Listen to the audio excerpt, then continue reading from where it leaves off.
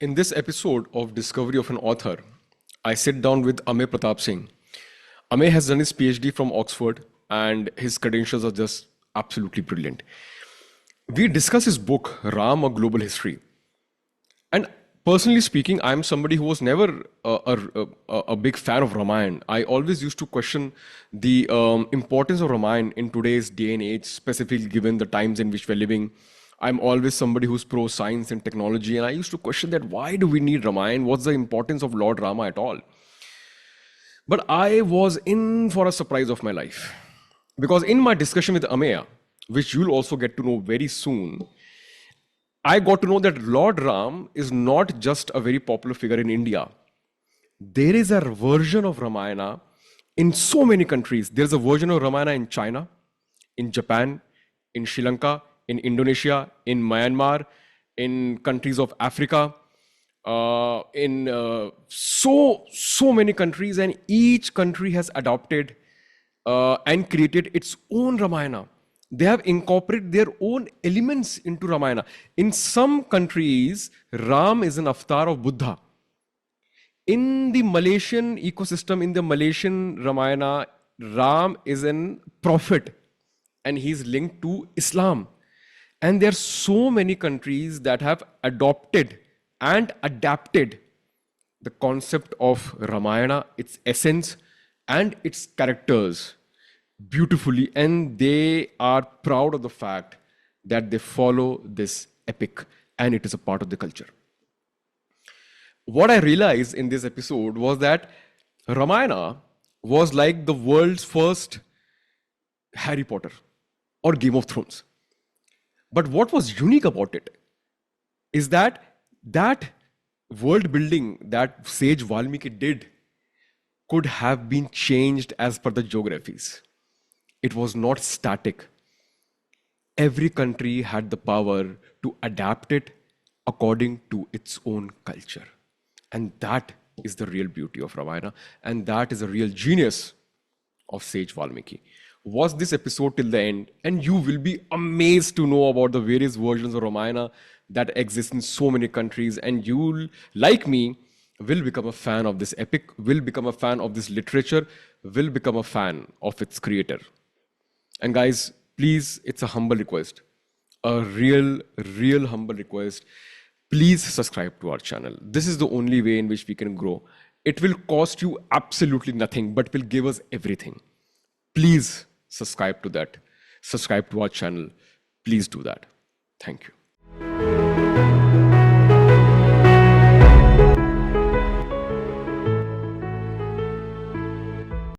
Ameya, hi. Welcome to the Discovery of an Author podcast. It is truly an honor to have you with us, and I'm really excited for having you and for the topic that we're going to discuss today. So, welcome to the podcast. Thanks for having me. I'm happy to be here.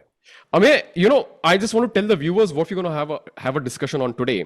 You have written a book called Ram, A Global History, in which you have explained and you have detailed the various, that how Ramayana is perceived and read and loved in various countries across the world. And majorly all these countries are South Asian countries, like, APAC countries, Asia Pacific based countries, more or less.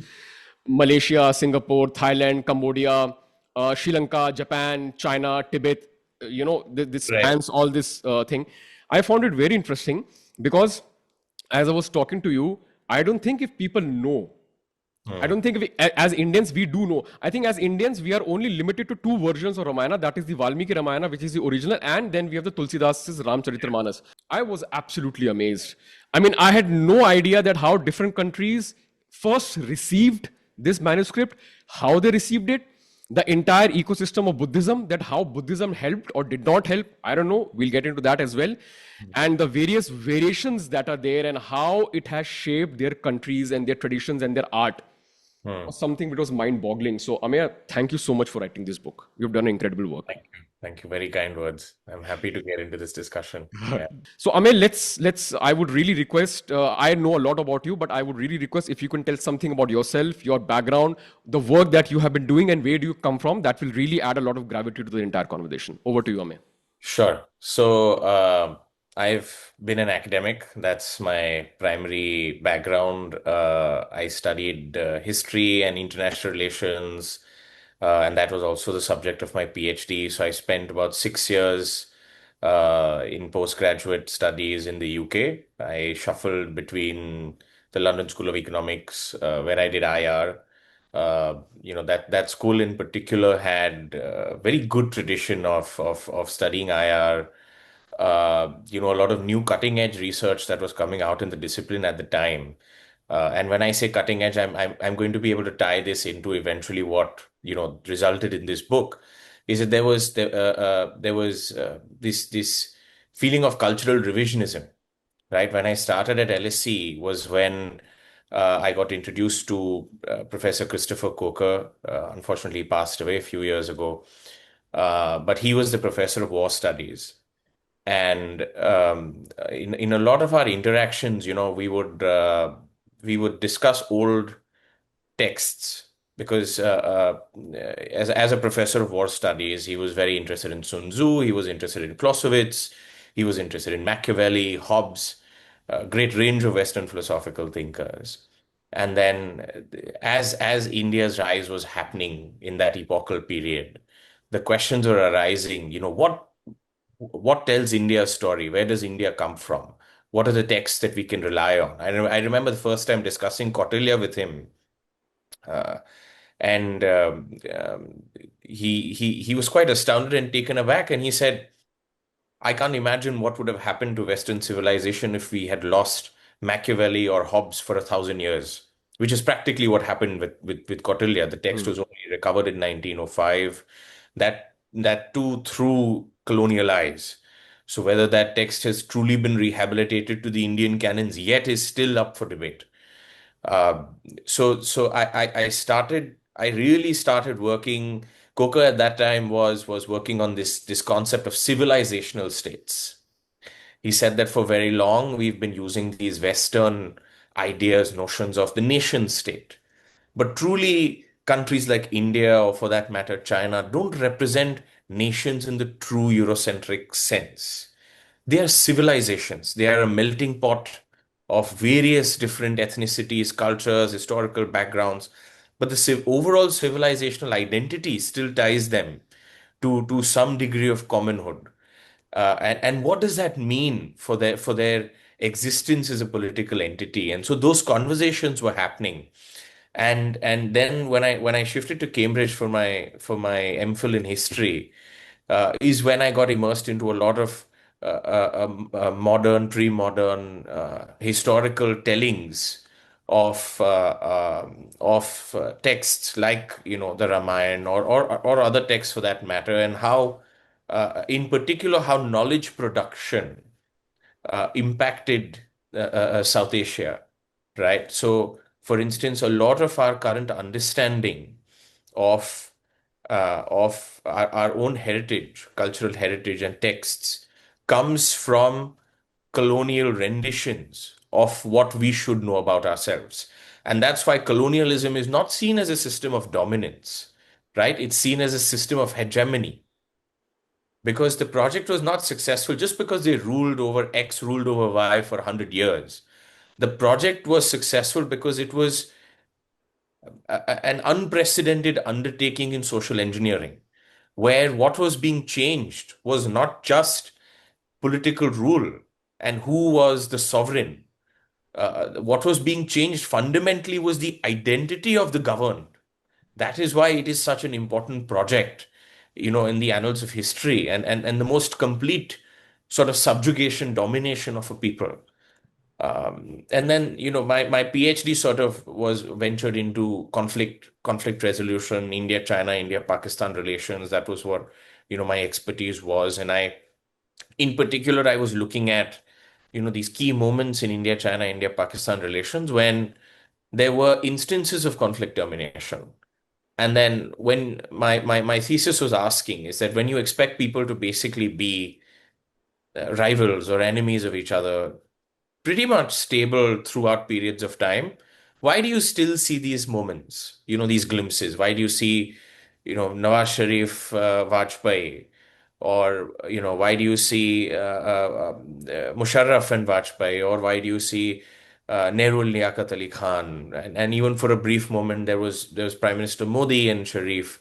So why do these moments exist between these large stable periods of rivalry? That was the subject of the thesis, and the argument really in the thesis was that if you want to study peace building and you want to study trust and cooperation, don't study the European Union. If 15 million people have to die for there to be peace on a continent, for me that is not a template for Yeah. peace. Yeah. If you want to study peace, you look at even let's look at the recent crisis, right? How responsible were really both countries, for that matter, even India, restrained. There was never any nuclear saber rattling. This was not how the Soviets and the United States conducted themselves in the Cold War. You had the Cuban Missile Crisis. You had significant greater escalation from a lot more irresponsible powers. So the argument in the thesis is that if you really want to study cooperation, or the grounds, or why it's so difficult to implement in world politics in the first place, Yeah. you should come to South Asia. This is Hmm. where we have nothing in common. We don't have political systems in common. We don't have really, people want to say at one point in time the cultural identity was common, but no, our entire national identities have developed over generations in opposition to each other. That really, this is the hard use case. If it works here, it probably works for the rest of the world. That's why we should study it here. And then when I came back from the PhD, I started working in Mumbai. A lot of my current work involves, civil engineering, marine engineering, that type of stuff. So it was really a, 180-degree turn, somewhat. But then these academic conversations started coming back with the consecration of the Ram temple. And Hindol, who is the publisher, and I were having this conversation about the consecration of the temple. And what was very unique to us is how little the world overall and Indians sort of recognize the significance of this event. That there are very rarely in history true monuments to a trans-century historical figure. Right. So that's when we started getting into this conversation. Why were people in East Asia also excited about this moment? It was not really making a lot of sense. And if you do go into a few articles around the consecration, you will see there were a lot of international Absolutely. representatives who flew in. Gifts. They brought a lot of gifts in that. Yeah. And what was very interesting, sort of just thinking about, and we'll get into it in a bit, I'm sure, is that why this story was inspiring all this wide range of people, Yeah. who seemingly have nothing in common to hold them. That there are cultures in East Asia here, etc., who haven't really intimately interacted for a long period of time. So why is this figure inspiring such a wide range and generation of people? And what does that tell us about the nature of cultural globalization? What does that tell us about the nature of migration from the subcontinent outwards? And all these sort of important questions that were surrounding it. So that's how sort of my broad research before sort of tied into this project is I had this interest in IR, I had this interest in history, and this particular moment with the consecration of the temple allowed me to bring to bear sort of all that training and to discuss some of these questions that I was very interested in. That's brilliant. I mean, just what you were saying now. So one point I just have to want to understand a little bit. So I know that the Western ecosystem has been able to dominate and subjugate the entire world up to a very large extent. They have their own set of history. They have their own set of literature. They have their own set of philosophy. A lot is there. My only problem, I do understand that there is a lot of differences between the Indic ecosystem and the Western ecosystem, the Asiatic ecosystem, our philosophy, our thought processes. But, somewhere I'm just not able to digest the fact that if we as a nation okay, forget nation, if we as a civilization were so strong and so powerful with our output, with our, military prowess and everything else, how still were they able to engineer it? I sometimes do Yeah. not understand that. So this is a very interesting question, right? And I'll tell you, people don't commonly understand, but this is a question that historians have really wrestled with. Really, really wrestled with. Even people, controversial figures like Sheldon Pollock, etc. Mm-hmm. I remember reading long while back something he had written on the lines of that the Gangetic civilization had reached such a degree of equanimity amongst its people that it was simply not ready for war. It is an absurd line of argument. I don't Something think I so. Yeah, think I think it is absurd. Yeah, yeah, it's absolutely. something that I mean, just using it as an example to say that this is something that people have been wrestling with, and people, especially significant people around the early nationalist movement, right, even pre 20th century, Mm-hmm. are wrestling with this question because I mean, it's provoking such a degree of consternation for you today.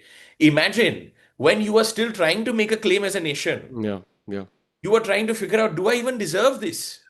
Why have my people been subjugated at the, and these people are ruling over us? What has really happened? And there is an answer that emerges from the nationalist movement, which I think has certain degree of historical resonance as well, which is worth discussing.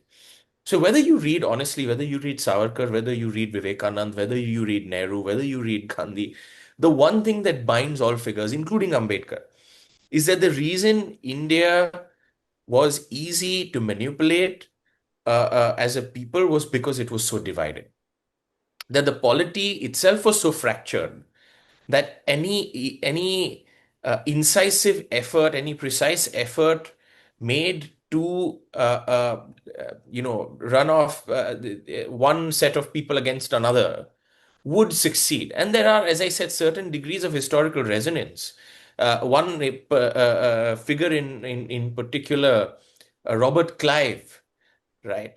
And I once had the opportunity I did some brief work for the Foreign and Commonwealth Development Office, the UK Foreign Office, and there is this mighty bust of Robert Clive, Clive of India, you know, I know. Yeah, as if he had ownership over yeah, the yeah, subcontinent at a particular time. It's a very diminutive man, really not inspiring at all yeah. if you see the size and stature. And then again, the bust left me wondering how this happened. And now it's been popularized. There were many Indian historians, William Dalrymple has written about it as well, and that ultimately it was the Marwadi businessmen in India who funded I know Clive. that. Yeah, so I know that. it's a misnomer to say that there were external forces who came to India and were able to co-opt our people. No, they were able to use a set of people that were already here for the furtherance of their politics without those people realizing that the gains and the distribution of those gains was not going to be equitable over a period of time. That's definitely one set of the reason is that we as a people have been happier for someone outside our boundaries to tell us how to live life rather than us tell each other. At particular historical junctures, that's been the case. There is no denying that. And that's why the nationalist movement itself was a counter social engineering effort to tell people, for whether it's Gandhi or Ambedkar, as I said, people who didn't agree with each other, but that you are not separate. That long periods, gestation periods have told you that you are, but you're not. Like there's a phenomenal book on communalism in India written by Gyan Pandey. Gyan was, I think, if I'm not mistaken, a Rhodes Scholar when India had, maybe one or two representatives going to Oxford at the time. It's a phenomenal book which talks about there was the Cambridge School of South Asian History. And they said, look, India was just deeply rooted in communalism. And the British had to come here and put the house in order. That was the primary job. And Gyan in the book has said that's not true. Just because Hindus and Muslims in one particular village in one particular part of India were fighting at in one particular time doesn't mean it was a communal issue. A lot of the times the issue was property. A lot of the times the issue was cultural codes that were not religious at all, the enforcement of them. So it's really the pan-national identity of religion only comes with the British census. Before that, if you're living in one remote corner of India, you have no imagination that you are part of a larger collective or religious identity. So this the vocabulary of communalism itself is brought on by this effort of social engineering. So there is that one set of arguments. There is another set of arguments, which is there is no doubt that there is a particular also rise and fall of great civilizational powers. Because I think something has to be said about um, the Industrial Revolution not quite hitting India Yeah. in the same way that it hit other parts of Europe, and there was a certain degree of technological lethargy. Now, again, Priya Setia at if I might be wrong about this, so people should double check at Princeton, I think, has written a book countering this narrative as well. That guns, for instance, were not something that the British brought to India. That we had our own traditions, etc. But even if I take that argument, which I do take, that there was a certain degree of transformation that was already occurring. There was a certain degree of advancement in one part of the world, and that's perfectly normal. I think that scientific innovation has not been equal. At one point in time, it was more advanced here. At another point in time, it may have become more advanced elsewhere. But the more important thing, I think, which you raised, is if we leave the technological aspect aside, what's very important to understand is that we have a large role to play in the very advancement of Western philosophical Yeah. concepts. They are not Western. The idea is not to say this is Indic and this is Western. The idea is to say, hey, you probably got here because we got there at certain point in time. So we have ownership of this. Liberalism doesn't come to us, or the idea of righteousness doesn't come to us through John Stuart Mill. We already have the figure of Lord Ram, and we have a lot of other figures whose philosophical tenets probably distilled themselves through over centuries and reached you and then resulted in this. I can give you many examples. I mean, Hegel, and I mean Schopenhauer. Schopenhauer had a dog named Atma, right? So Western philosophers have been deeply impressed by what we would understand as Indic philosophy. And again, when I say Indic philosophy, I'm not even necessarily saying this is just our ownership. Many cultures, as the our further discussion on the Ramayana will also illuminate, we are a repository of a particular historical period which involves the interaction and cultural assimilation of a wide range of what we would understand today as polities, uh, and all of that comes together. So it's I think the revisionist movement is more about telling a people who have been oppressed for 100 200 years that you actually have an equal ownership of the advancement of the human condition, that you are not merely subjects of modernity, not objects of modernity, that you have been agents. That nationalism is something that uh, so for instance, if we ask this question, where did nationalism come from, right? And then you have this famous book by Benedict Anderson, who says that somehow Creoles and the West invented nationalism for it to sprout in other parts of the world. No, it was rediscovered in the Indian nationalist movement as a concept, and we have ownership of that. And it's not about creating national boundaries to things that were culturally fluid. It's about restoring confidence in your history, without which you cannot ask brave questions of the future. My book, in fact, starts with those two questions, Yeah. right? Which Coker asked of me once. Can non-Europeans think?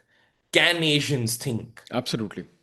Right. So that's where the revisionist project for me is rooted. And before we begin with the real topic, one more thing, Amey, I really want to discuss because I think I've got this opportunity to have you, so I really have to ask this question. It really bothers me a lot. But I think Bhakti movement gave this country less what it took away from it. Hmm. This entire nation. So where again my mind is not able to understand things. How can you convert a man like Lord Ram, who is a Kshatriya, who is a warrior? We celebrate him because he defeated someone with weapons. Yeah. And we converted that entire ecosystem of Ram into bhakti, which is devotion. that is where I think how is it possible that one vertical which has nothing to do with a man being valorous or warrior got so ingrained into the ecosystem that we forgot the martial spirit of that man. We have taken away that manliness, or we have taken away that human side of our leaders, because when you take away the human side of someone like Ram, Yeah. and when you replace that with avatarhood, you know what happens? I'm like, if somebody tells me I look at Lord Ram, I'm like, अरे यार वो भगवान है, मैं हूँ कौन?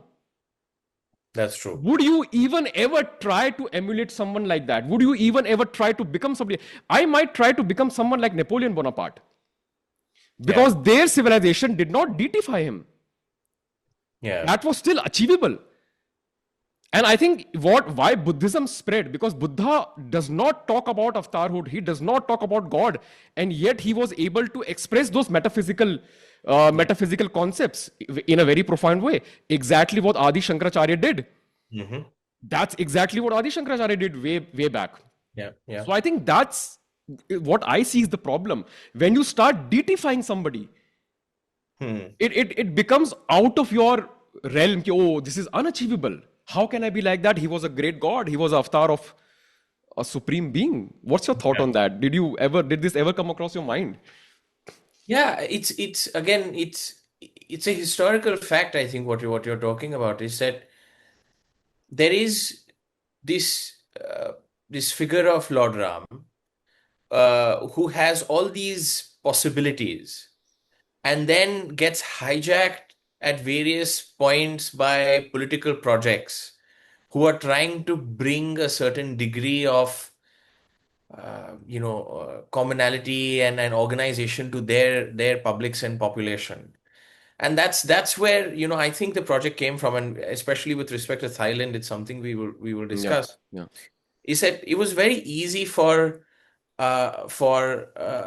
kings and inheritors of that heritage to say that we are in the image of Lord Ram, and therefore, if he is God, we have a divine right to rule over you, and therefore you must not aspire to be him, because you cannot. Interesting. Otherwise, you will challenge my right to rule you. And this uh, it's disenfranchisement of people with the traditions is also a big cause of why that cultural decay and deterioration happens over a period of time, right? This is the common battle with the popularization of Sanskrit, why it went away in particular periods of time, why certain people became custodians of the language, became custodians of cultural codes and rights when the British came.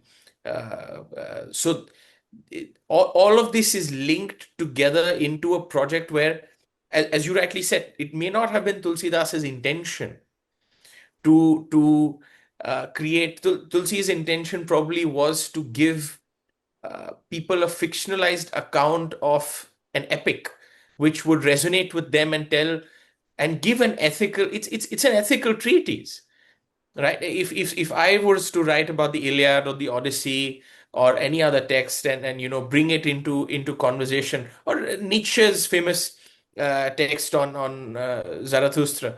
I mean, everybody uses particular historical figures to tell ethical arguments and things of that nature for themselves, and that's a fantastic effort. For me, Tulsidas is equally in that vein a philosopher as any of these other Western guys I'm talking about, right? They all use the same kind of toolkit. But at the having said that, when that project gets hijacked by generations of politicians, let's say, right, or kings, as I was alluding to, uh, uh, for their projects, which is also very smart. You have to give them credit for having done that. That okay, I have conquered A B C D E F G kingdoms. And if I'm popular here, I'm not able to popularize myself here. If I'm popular here, I have a problem here because I don't have anything to hold these guys Yeah, together. yeah. And then you have the figure of Lord Ram. And he brings Sense. such ability because you can read into Lord Ram what you want. Okay, are you looking for, if I want to tell my people about how to be good subjects of the king, I can use the Ramayana. And I can probably use the story of how people received Lord Ram when he came back to Ayodhya. If I want to tell my brother the story of how to be a good brother, there's something in the Ramayana. If I want to tell my partner, my wife, how to be a good wife, there's probably something in the Ramayana. Yeah. So it's a, an extremely large moral ethical code that you can build into this story, which is also why I've argued in the book that the story travels so well. Absolutely. Yeah. Why of all the text, this is the one. Yeah. That's a very important thing that you have explained in the conclusion with the points and everything that we're going to go into. Okay, Ame, we're going to start now. Now we're going to start with how Ramayana spread into various countries and how it differentiates over there and what are the laws associated. And before that, let's set up another foundation very quickly. You can tell us in a very, Yeah. as you want, what is Ramayana, who wrote it, and just summarize its core essence so that we have a basis to then compare that what is happening in other countries. Let's Yeah. start with the foundation of what is Ramayana. So I think the key origin text is the Valmiki Ramayana. Yeah. That's safely said, and there is again a lot of controversy historically, which I think is intellectually enriching around who was Sage Valmiki. Was he a contemporary of Lord Ram? Was it a set of people across multiple generations who wrote this text? There are a lot of interesting ways in which we can interpret that. Uh, and he writes this story of a righteous king, and the story that we have all come to love and understand of him being exiled. There are various interpretations for why that exile happens, uh, and in exile, his wife Sita is abducted by Ravan.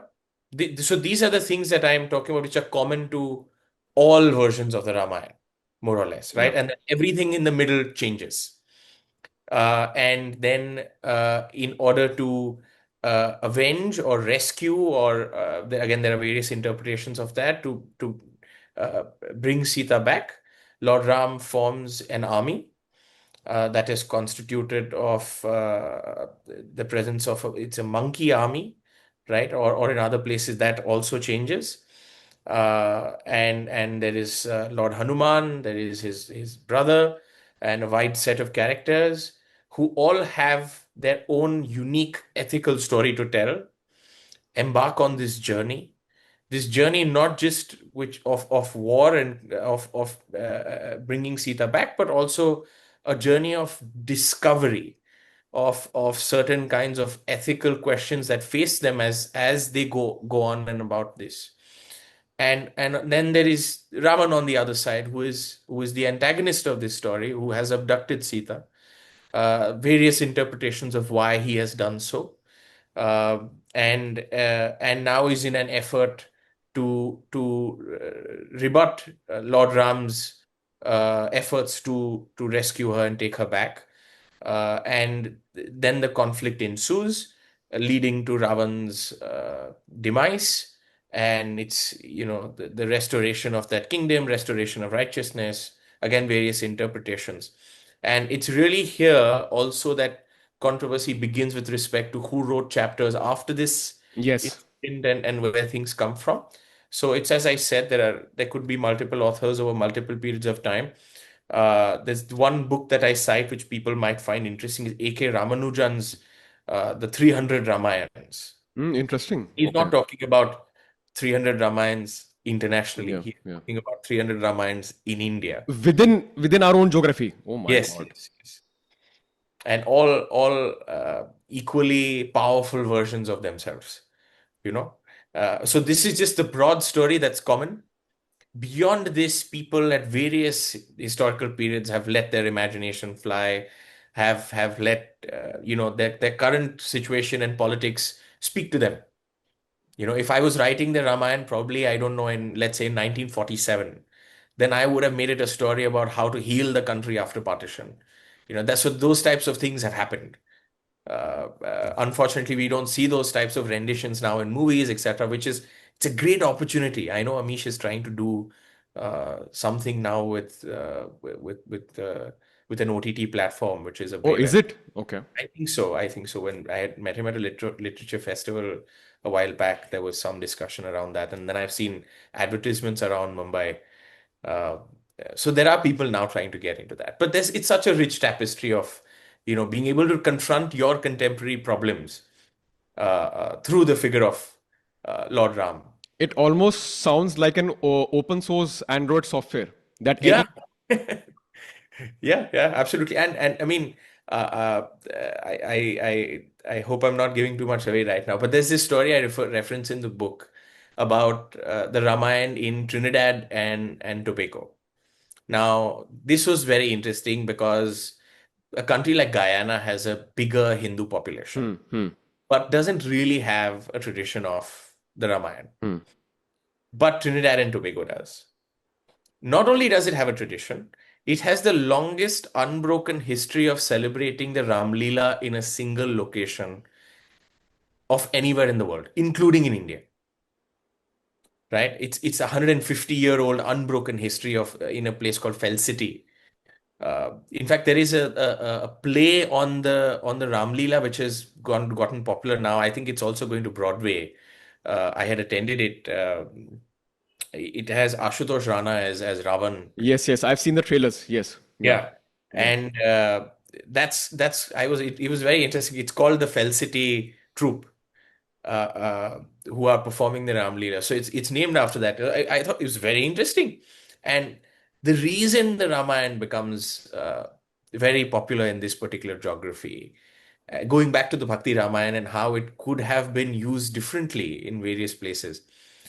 It's just when slavery is abolished, uh, the country is primarily of the West, run out of people to do their dirty work.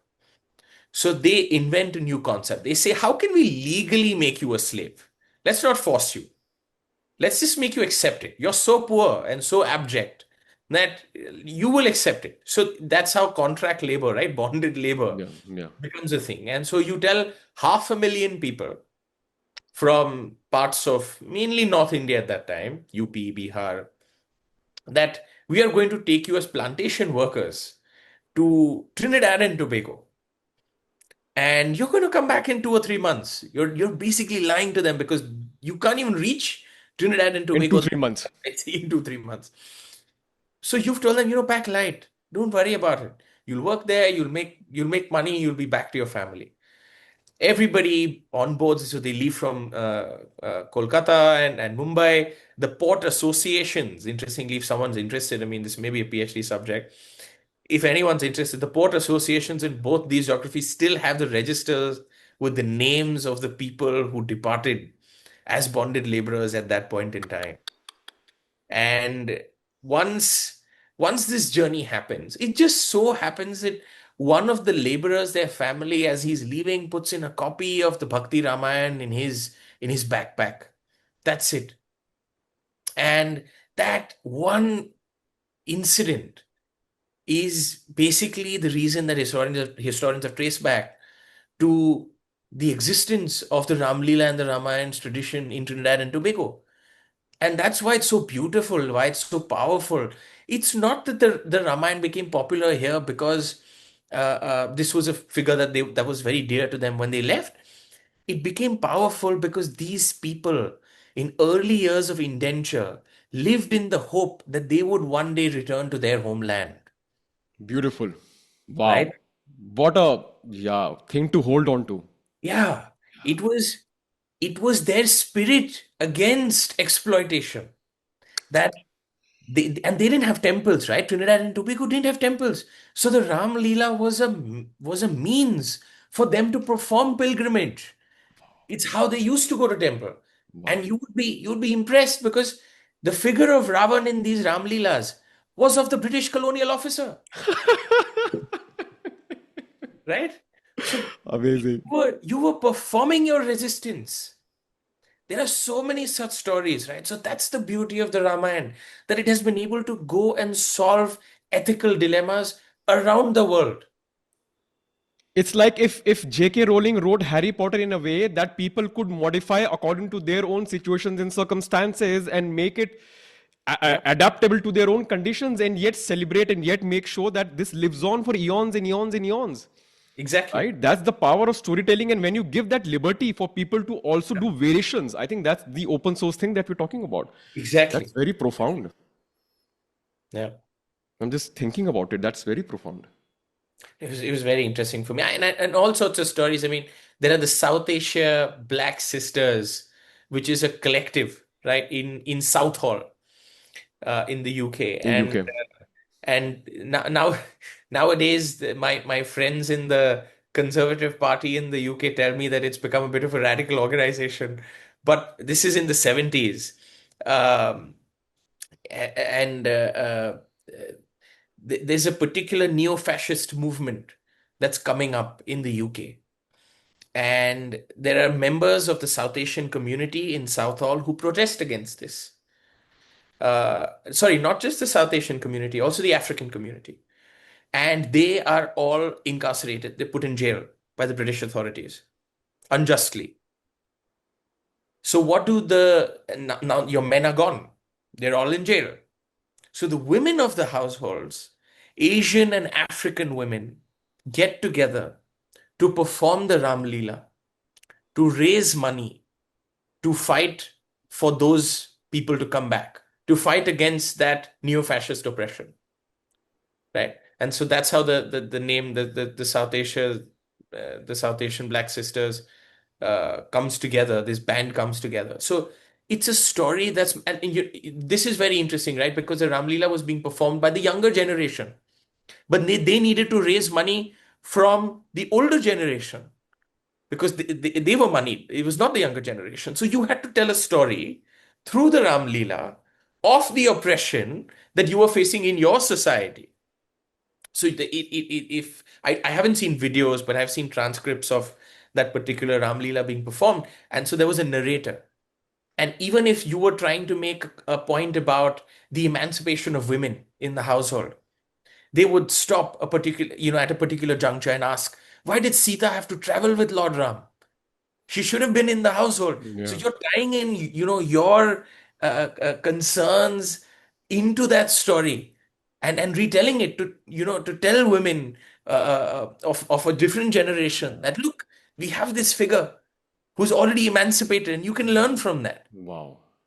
One, once you do understand the impact that this has had on other countries, you realize its importance. Now we know the origins. Now we understand what is Valmiki Ramayana. So now we can compare.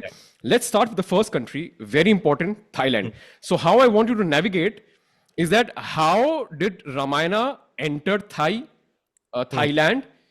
And if we can also compare, if it is possible, okay, if Ramayana happened 5000 BCE, then maybe the migrations of the stories to these lands started happening 3000 or 2000. So I also wanted to understand the gap.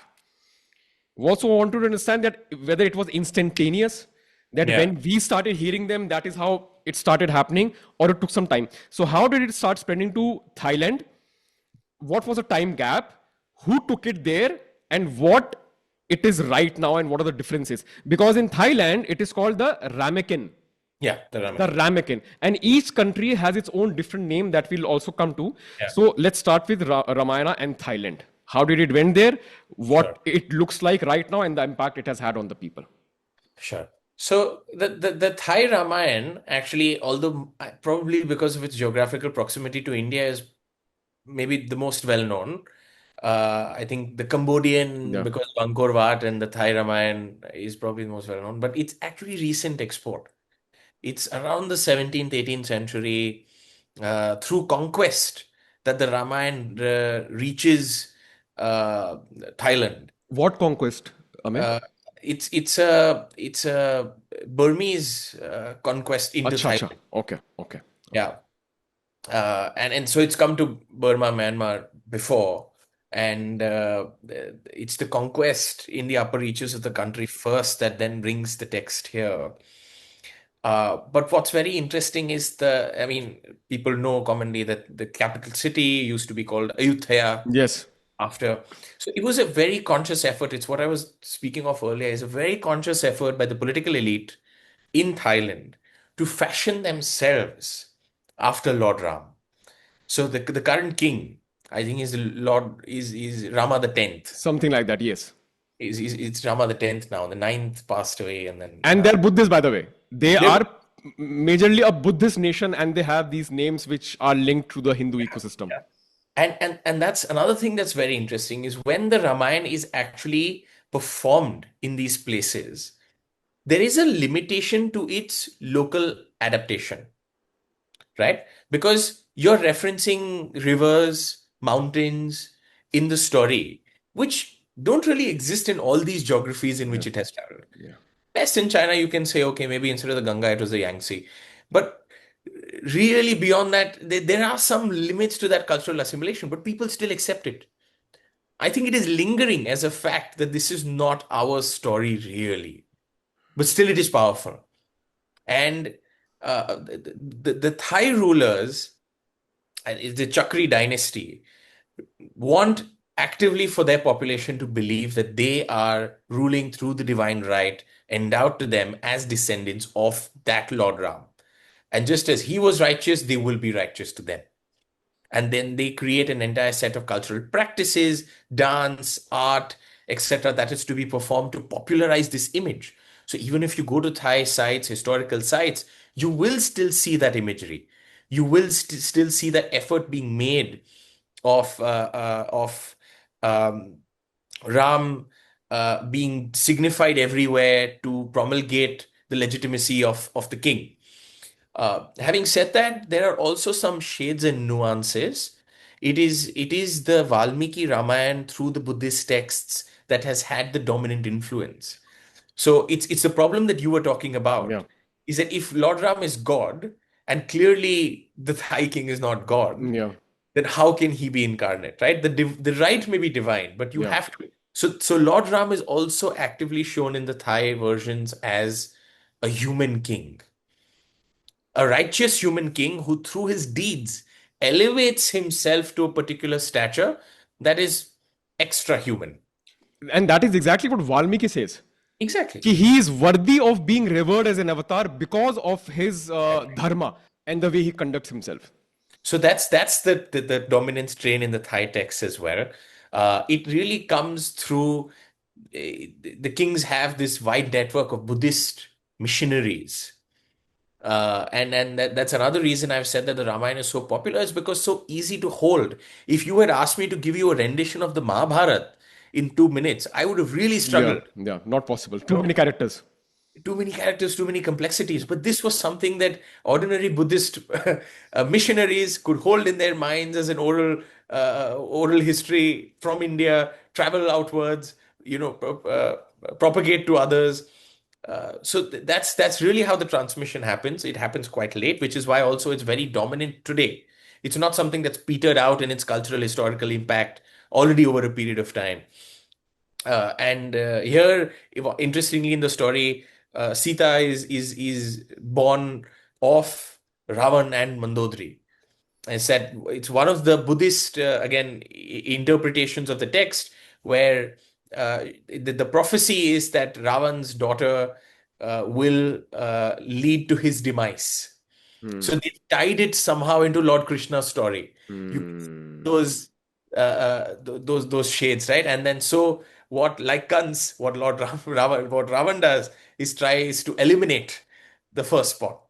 But somehow in a basket in the river, Sita is floated, and then she reaches Janak, and Janak is shown as the Buddhist, the Buddhist monarch uh, first, and then it's in his kingdom that then that she is raised and she marries uh, Lord Ram, and then ultimately, as prophecy foretells, that leads to the demise of Ravan's kingdom. Yeah. But Ravan also very interesting figure in the Thai Ramayana. It's not that particular moment, and I found this very interesting. That particular moment when they're doing the performance of the Ramayana in Thailand, when Ravan is vanquished, is not a moment of jubilation, right? I, I have memories of attending the Ram Leela. It has to it still happens at the Chowpatty beach in Mumbai, where really everybody may or may not attend the first 14 days, the first 13 days, but everybody's there for the hen. Yes. the fire arrow being shot at at the effigy, and Ravan going. It's a celebration. But in Thailand, it's not, because Ravan also is seen as a learned figure. Is there are temples also devoted to Ravan in Thailand for that reason. Mm. And it's a moment of grief. It's because they see Ravan also as a complex mix of good and bad. So they only see the demise of what is bad, what is evil in the human condition. And there is a certain degree of temperateness with which they culturally approach that moment, which I thought was very interesting. And Ravan is as equally dynamic of a figure as Lord Ram is. In fact, Lord Ram is somewhat consistent across these people. It's really Ravan's figure that tells you the imaginative story of these geographies. Uh, yeah, and then more recently, I think in to the extent of Thai politics, we have seen a lack of popularity of the Ramayana. There's an ebb that is occurring within Thailand recently, and that's because over a period of time, Thai kings have tried to keep this identity to themselves. So they don't really allow common people to perform the Ram Leela or their version of the Interesting. play, Yeah. because that's something that only the royal family can do. And what that's done is it's led to a lack of popularization. Because, and again, I really wasn't able to interview a lot of Thai people, which I would have liked to have done. But what I read in secondary accounts was that as modern Thai people don't like this elite distinction that is being drawn. Earlier, there was a way in which local Thai populations were dealing with this, which is that they wouldn't call it the Ram Leela or wouldn't call it associate with the Ramayana, but they would still perform the stories in their own way with puppets. Uh, so if you can imagine the same thing in East Asia, basically as a whole, uh, in affluent settings when the Ram Leela is performed, shadow puppet theater, the puppet is as big as a human being, actual Mm-hmm. human being, and you see it being performed. But puppet theater at a much smaller scale was what the common folk on the street were using to tell the story of Lord Ram. And that cultural performance has now been diminishing over a period of time. But yeah, so that's roughly the story of the Ramayana in In Thailand. Thailand. But do the Thai people know this thing that Ramayana, two things, that Ramayana is something that is an import from India and that it is predominantly a Hindu text and not a Buddhist text? Yes, yes. But having said that, nobody cares about this question in Southeast Asia, Why? really, because I the beauty of it is Lord Ram's figure has evolved beyond the text. I think they would probably fight back against their version of Lord Ram belongs to them, right? It's Mm. I don't think they care so much about where the text came from. I think the adaptation is sincere for them. And they do hold on to this figure, and it does matter to them. So, uh, really, what they read into this particular figure is unique to their sensibilities, is unique to their circumstances, and they would take ownership of that. I think this is the next level of storytelling. So you have these world building things like Game of Thrones, Harry Potter. This is like the next level of world building wherein people are also allowed to modify and yet remain Exactly. the sanctity. In a way, if technically, if you're going to technicalities, it's the next level of story building, is what I Yes, saw. yes. So now we have understood about the Thailand. Yeah, Amey, now let's go to Indonesia. So again, I'm going to divide this question into three parts. So in Indonesia, it is called the Kakawin Ramayana. The yeah, Kakawin Ramayana. yeah. Again, how it spread, as in how and who were the ones who took it there. What are the differences with the Valmiki Ramayana and how this has impacted Indonesia as a country? So Indonesia, and towards the end, I'll also tie it into the Malaysian Ramayana, because I think Ha. it ebbs Yeah. uh, quite interestingly into that direction. Um, in Indonesia, at least initially, it is the Hindu version of the Ramayana, right? It is the Valmiki Ramayana that is transmitted. And it's a Muslim nation. Indonesia is a Muslim nation. It becomes a Muslim nation after. right? So the Ramayan's transmission is before in time. Acha. Okay. Yeah. Okay. This is when, and Bali to this day Is a Hindu majority is a Hindu state. majority. Exactly. And a lot of symbolisms, even, and the understanding of Islam itself, which is why I want to tie Yeah. it towards the With later Malaysia. Yeah. discussion It's very about Malaysia. interesting. Yeah. Uh, in Indonesia, it is in the early stages, it is the Hindu Ramayana in Bali that is transmitted. So this is mainly textual transmission because unlike Buddhism, unlike Islam, there weren't Hindu missionaries that were traveling the rest of the Yeah. world, Yeah. etc.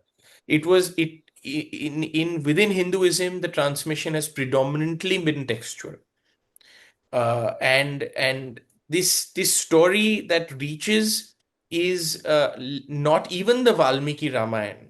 It is another short interpretation of the Ramayana. Let me look up the Yeah. name. I think I scribbled it somewhere. Bhakti Kavya or something, I think Okay. Bhakti Kavya or something it is called. It's written precisely in the book, which is the interpretation that, at least for the first part of the Ramayana, forms the dominant strain. So, as I said, these 300 Ramayans circulating in India, uh, half of which, at least more than half of which, would just be in the Hindu tradition itself, apart from the Jain Ramayans and the Buddhist Ramayans and so on.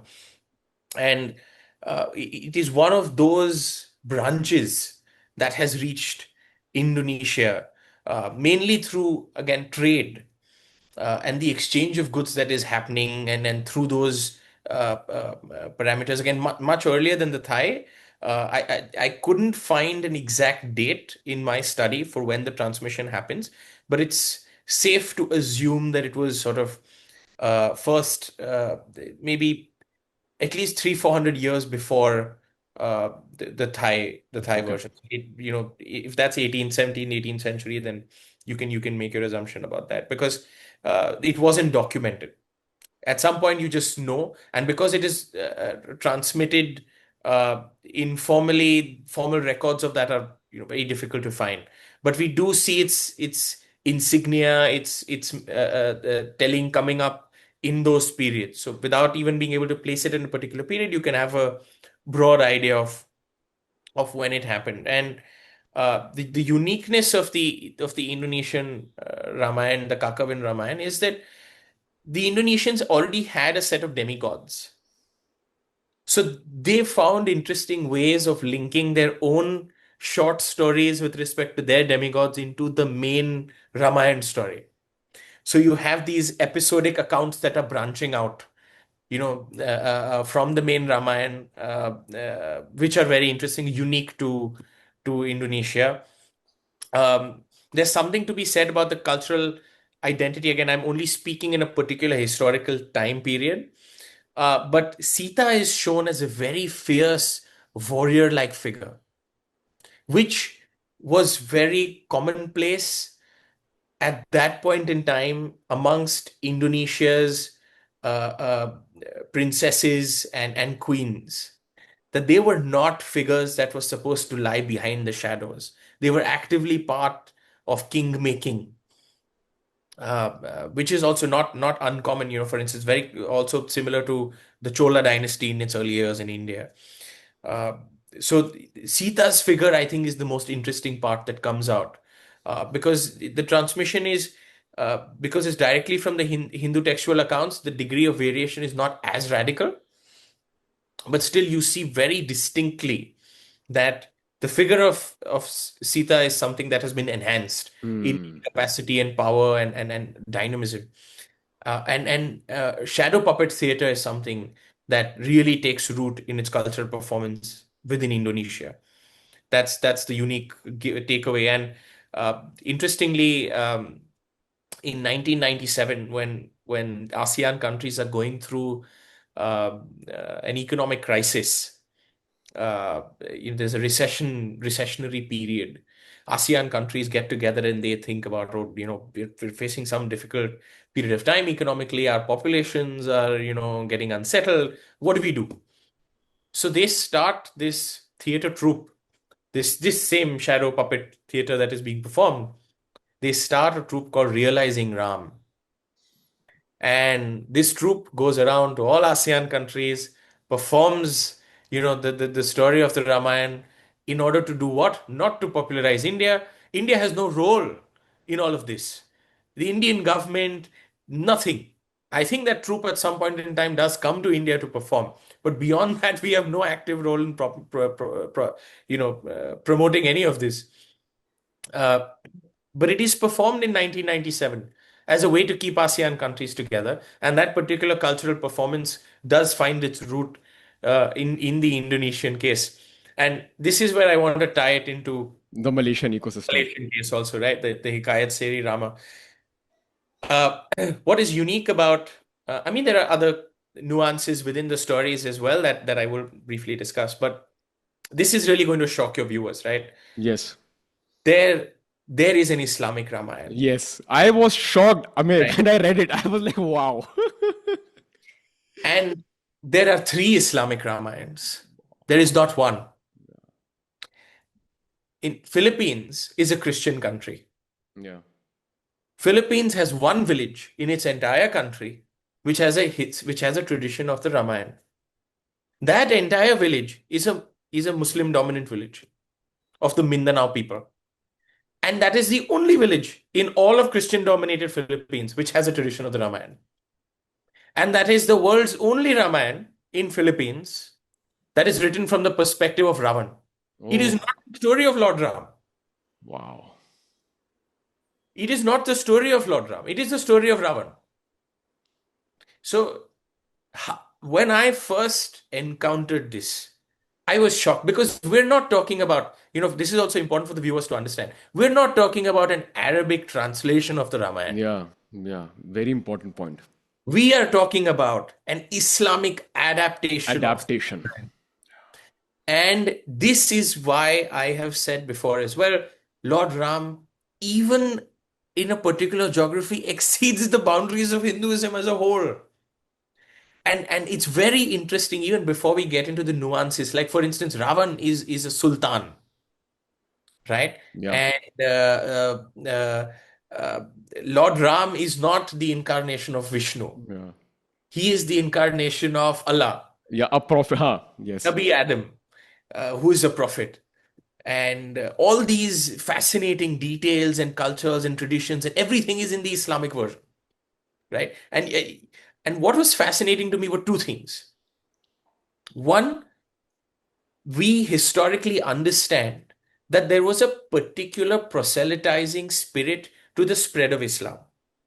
Ameya, you have to explain the word. Even I don't know the meaning of that. Proselytizing. Yeah. What is So that?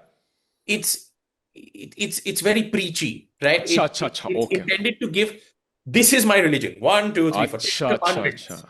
Makes sense. the Crusades. Okay. That's how we understand the spread of Islam. Like, Okay. Islam doesn't leave a lot to further interpretation Yes, it does when not. it's spreading in that period. Yeah. There are various, and how the Sufi tradition emerges and is through cultural assimilation, exactly of the nature that we are talking about.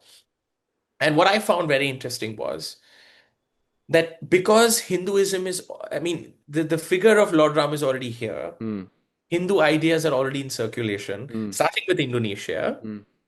When Islam reaches these shores, the particular kings and political elite who even want to give patronage to Islam cannot throw the baby out with the bathwater, right? They can't do that. They need to assimilate. And the reason they need to assimilate is very interesting in a historical sense. You see, a large part of how Islam spread Mm. in that particular period was because people could be sent to Mecca for pilgrimage. Mm. Actually, the missionaries were only the first stage. You had to perform pilgrimage to really indoctrinate yourself in the traditions. From Indonesia onwards, and that particular historical period, it was just not possible because the seas were so rough that you would be risking your entire life if you made this adventure. So the second stage was just completely absent in these geographies. So the kings, including and not just Hindu beliefs, there are various other beliefs, what would be local indigenous identity related beliefs of the Indonesian people, of the Malaysian people that also got co opted into Islam. in these spaces. And what was very interesting, and I'm happy to be proven wrong, when I was doing this research, I was looking at which Islamic countries are democracies. And you want to hazard a guess? I know at least two, right? Maybe there are others that disprove this, but there's Indonesia and Malaysia. So what we are talking about, a particular type of cultural assimilation in two countries that made them naturally more amenable Yeah. to a particular form of political governance in the future. Yeah. Now, I will leave that to the viewer with respect to what does that say about Hinduism? What does that say about the interaction of our cultural ideals? What does that say about whether liberty and these concepts were of a foreign nature when they came to us? So it's a very interesting story in the Islamic world, the Hikayat Seri Rama, Yeah.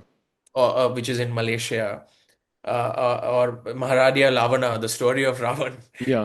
in the Philippines. And you see all sorts of variations. In the Philippines, for instance, you don't have monkeys. Now, it's a huge problem, right? In these three states, in fact, we should take it as a whole. Monkeys are a huge problem. Anybody who travels to Malaysia, etc., monkeys commonly seen as pests. They're bothering you. So when the Ramayana hits, it's very difficult for them to give reverence and respect. To the monkeys, those are causing them problems. Yeah. So even when they are performed in shadow puppet theater, the monkeys are shown as enlightened, who are part of Lord Ram's army. They're not normal monkeys. They're distinguished.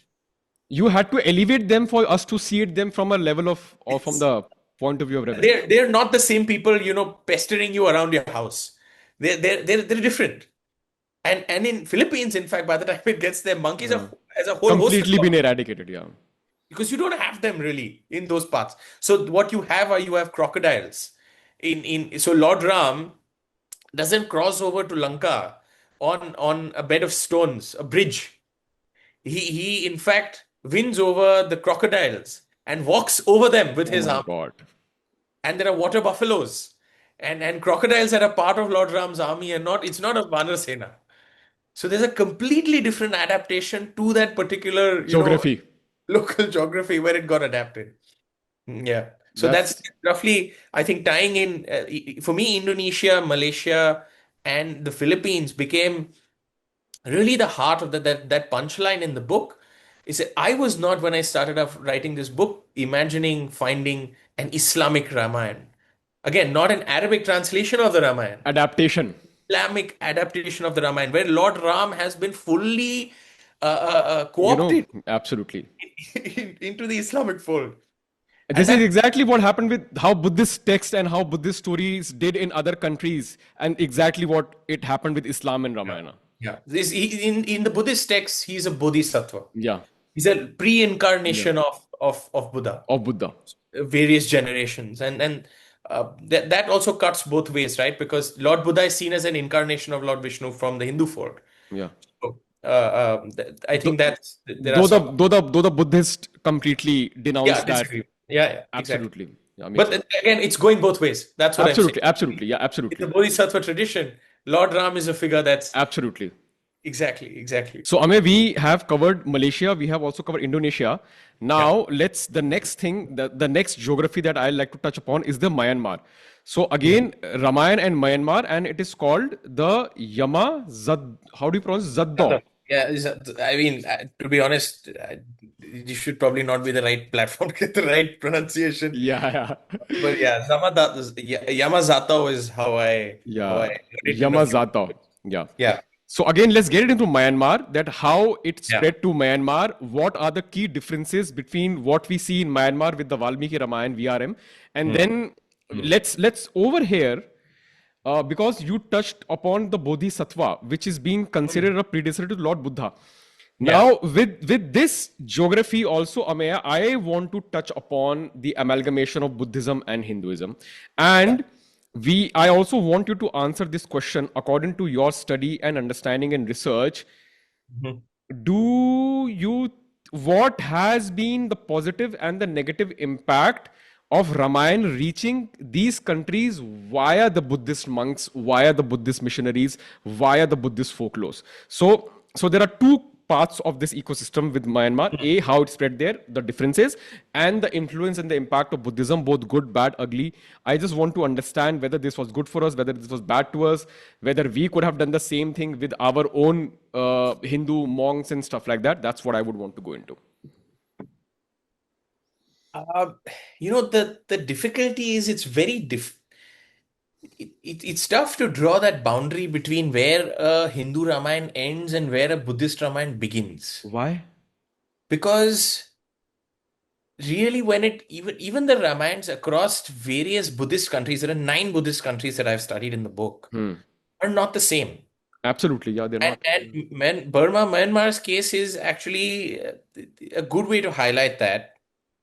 The text is actually is more relatable to the Theravada Buddhist tradition, Okay, okay. but at the same point in time, it is dominantly Hindu.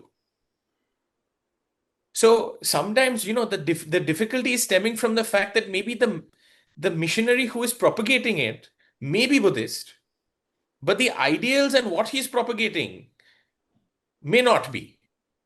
Like the Chinese Ramayana that we will get to eventually is more dominantly a Buddhist text. The story is one that is rooted dominantly in the idea of renunciation and self-sacrifice and those types of ideals.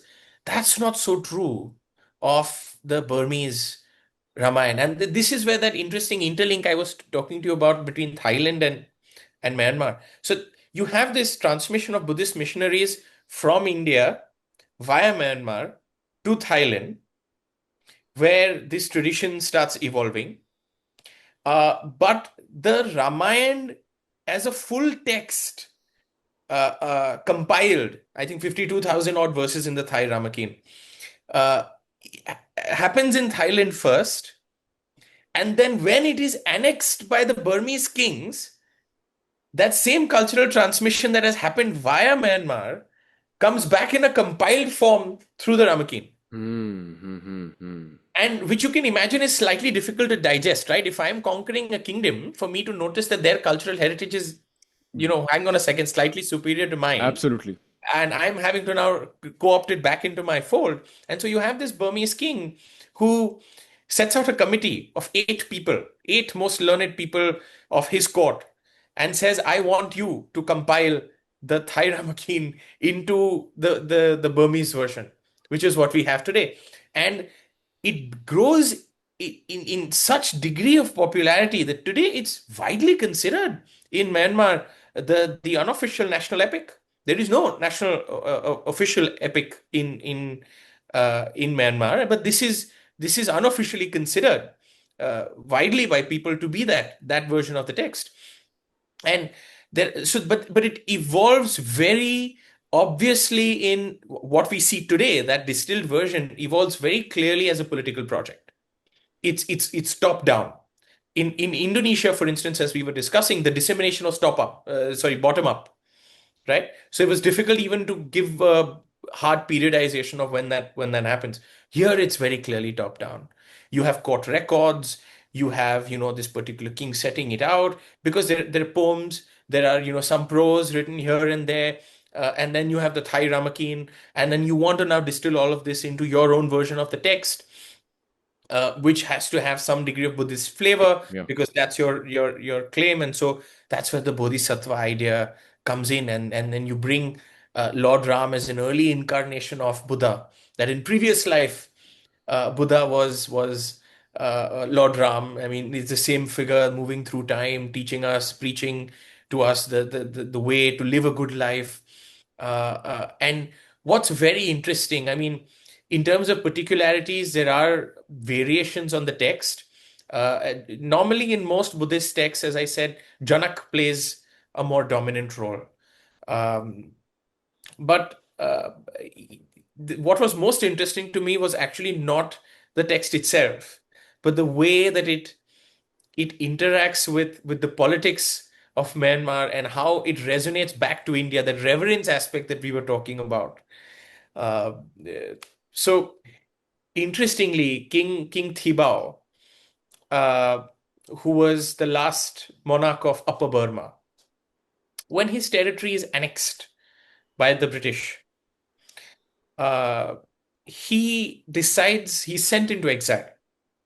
The British clearly didn't want to kill him because that would have created some bad blood with the local population.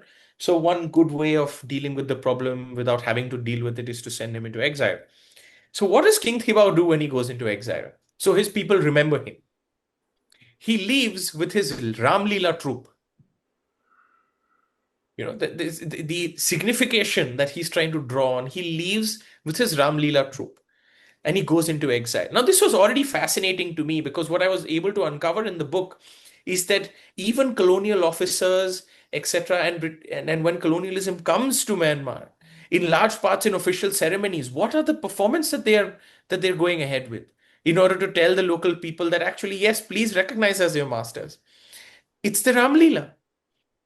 And so there is the cultural signification has already grown within a matter of, we're talking about the annexation, hardly within a matter of 50, 100 years, the cultural signification has reached a real apex. And that's what the story had ended for me. And I just happened because in the Burmese accounts, that's sort of where the story leaves you. With colonial appropriation for legitimacy purposes is where the story leaves you. I was in Ratnagiri, um, and there was at that particular time, I was taking some kind of scholarly guidance, generally from an IPS officer, Dr. Mohit Kumar Garg. He was Hmm. superintendent of police Hmm. in Ratnagiri at the time. And I was speaking to him about this. And what was fascinating was it was just a narration of this story, which tied into he just looked at me at one point. He said, "You know where we are?" And I said, "No, I mean, this is your home. It's whatever the SP's bungalow in Ratnagiri." He says, "No, this was Thibau's home. That when he left Burma, he came and settled in Ratnagiri. And the Polytechnic College is called Thibau Palace. You know, so it's so fascinating that even not only did he take the Ramlila troupe, he had to come back to India, to that place where he sees the figure of Lord Ram. And this is where he died, right? Leaving behind graciously his properties to be developed as polytechnic colleges. But there is this entire transmission circle that comes around with King Thibau. And this is not, I think, even within Ratnagiri for that matter, I don't think there was a lot of popular resonance of why this king had come and what really that it was Lord Ram who brought him. The conviction that he had to model himself after that figure if he had any hope of one day going back as king. So yeah, that's why the Burmese story is very interesting. It is on the face of it, to answer the first question, a very obvious Buddhist text. But at the same point in time, when I look at the ideals, and I compare it to other Buddhist texts, versions of the Ramayana that have been transmitted to other parts, it's more in the Hindu fold than it is in the Buddhist fold for that matter. Yeah. So we do owe a lot to this Buddhist transmission when they started migrating. We owe it a lot because we, as Hindus, never did that. If Yes. the Buddhist missionaries wouldn't have, and I think, and is this also somehow because of King Ashoka's effort as well, Amey? When he started aggressively sending Buddhist missionaries and people to all across the Asia Pacific Yeah, yeah. And it ecosystem. wasn't, I mean, it was Kanishk, it was Ashok, it was a variety of kings who were doing a very good job of that. Mm. But it's ultimately about, as I said, that particular spirit where religion has to be preached, which is missing in Hinduism. And whether that's a good thing or a bad thing, Or a required thing, or a required thing. It's not important that it should be there. yeah. I mean, But the historical fact, what can be said without value judgment, is that without the missionaries of Buddhism and without the missionaries of Islam, there would not be a Ramayana tradition Absolutely. in large parts of Asia. Absolutely. That is an absolute historical fact. Absolutely. That they were better at marketing our ideals than we were. There is Absolutely. absolutely no question about this. I mean, it's very powerful. I mean, the way you are explaining, and now more and more I'm understanding. It's like, it's like this individual, Lord Ram, is one of its kind, or one of his kind, because you have the Islamic adaptation wherein he is a prophet or an incarnation of their Allah. Yeah. Then you have the Buddhist interpretation where he is the prophet or the reincarnation of their God, which they call Buddha. Pre-incarnation. Pre-incarnation. And then in our ecosystem, you have this person who is the incarnation of their supreme deity, Lord Vishnu. Yes. And that takes you to a very interesting point, right? Can such a figure truly have just been completely fictionally imagined? Now that's where it leaves us. That's a very interesting question. If I am, can I even invent such a figure? Is it humanly possible to invent such a figure? It's a fascinating story to go into, and I think we are richer for not having a clear answer until archaeology proves otherwise. But it seems very clear to me that as I said, that transmission doesn't get distorted.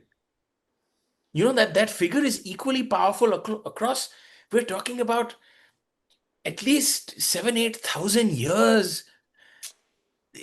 A single story, a single person, whether it's even if we were to step into the Ram temple in Ayodhya today to look at people's devotion to what this figure means. When the Prime Minister traveled, I think, to Laos, or where he went on his last Southeast Asian visit, he was sitting with the premier of the country on the other side, watching the Ram Leela being performed in front of him. The unbrokenness of the historical transmission is absolutely unprecedented. Absolutely.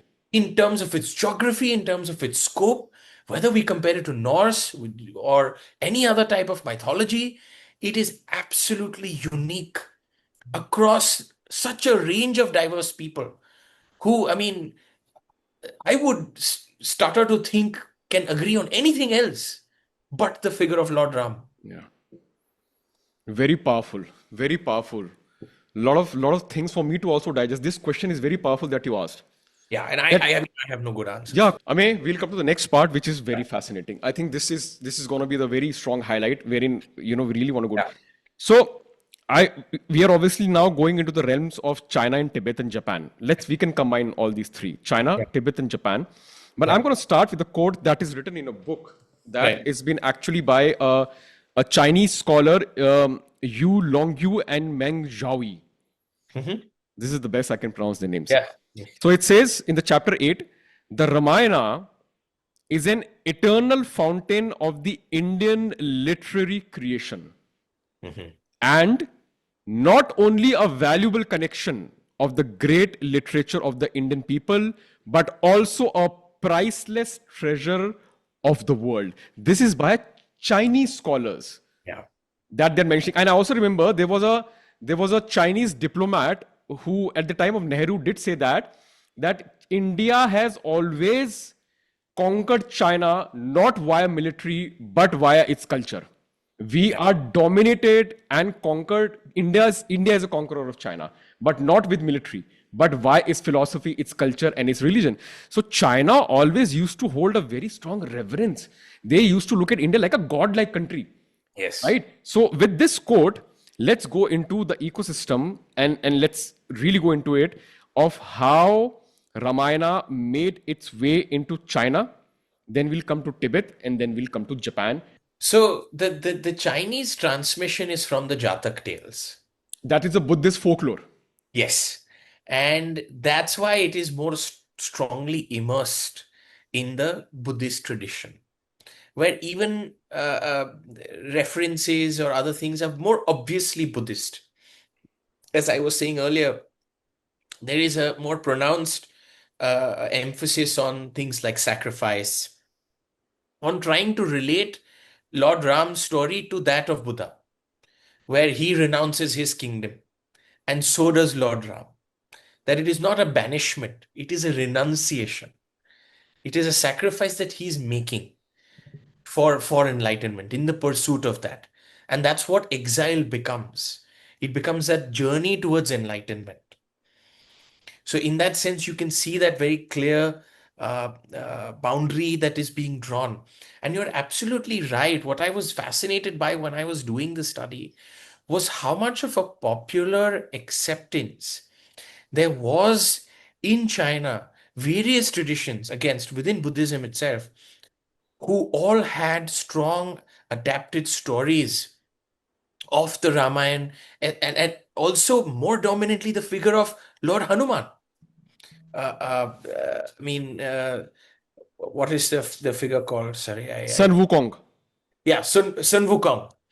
So Sun Wukong is the Monkey King, Yeah. and within Buddhist storytelling folklore of that period gains such prominence. It's a monkey king with divine powers, capable of extra human things, famous for mischief and those types of things. So you can see such dominant similarities in both things, and the Chinese also want to claim ownership of that figure particularly. So they've gone out of their way to say, no, no, no, this is a completely uh, different imagination. Indigenous character. Yeah. But really, when we look at the two figures side by side, it's as clear as day. I mean, And there are references. There are studies by people who have panned out the similarities very strikingly. exactly. And one is prior in time. Yeah, absolutely. So that really solves I mean, again, you don't, it's not a battle for ownership. It's just to say that the transmission occurred. That's the link. The link is important to us. Yeah. So within the Chinese fold as well, so it passes through this Sichuan, Yunnan, Burma, India route, right? Okay. That's the one famous route that takes from Burma to Thailand and by the time and as it goes further away from India, it tends to become more Buddhist, less Hindu. Right? You can actually put it on a spectrum and probably see that result because and India within the dominant Chinese imagination was always a far off land. When for instance, you have always this geography you imagine that you are emulating. Like for instance, for long periods of time we want our for instance roads to be like that of the United States. Let's say, just as an exemplar. That is what India was for the Chinese. It was their Absolutely. version of the good life. And there were a lot of practical reasons for this because India had plentiful bounty, agriculture, prosperity. When the grains used to come from the ships, you would see, oh, the land that is sending all of this to us, how prosperous must that land be? The trade that was happening on the Silk Route. So without even there being a steady stream of migration of Chinese people to India in that period, there was already that version of India that lived in their hearts and minds, which was the most prosperous country on earth. And historical records do provide some degree of acceptance of that as a fact, that in terms of the overall agrarian economy that was dominant at that period in time. I mean, people forget that even the Cholas, who are known for having a valiant Maritime. maritime sector, were not traveling on naval ships. They were traveling on Tamil corporation ships. They were merchant vessels. Right? Hmm. It was trade that supported military conquest and not the other way around. Yeah. The same with the Marwadis and the Britishers that you were saying. Exactly. So it's within the Chinese fold, and nowadays the relationship ebbs and flows, and so the Ramayana either makes its comeback in China. I've also quoted a Chinese scholar who was given the Padma Shri by the Indian government. Yes. Yes. Um, He translated the Ramayana from Sanskrit into the Chinese language, Mandarin or whatever. Yeah. so every time the two countries are trying to create some kind of status quo into their relationship, the Ramayana always makes a comeback inevitably, and then it gets shelved a little bit. In the contemporary situation, I would not say that it is very dominant in the Chinese view of the world, but the tradition in the Buddhist sense was there. It was very dominant at a particular time, and Sun Wukong is still very dominant as a Yeah. culture. It's a part of the pop culture, like Hanuman is a very Exactly. strong part of the pop culture. But this is where it gets very interesting. And this was a conscious decision I discussed with the publishers and took. The chapter, unlike all other chapters, is China and Tibet. Yeah.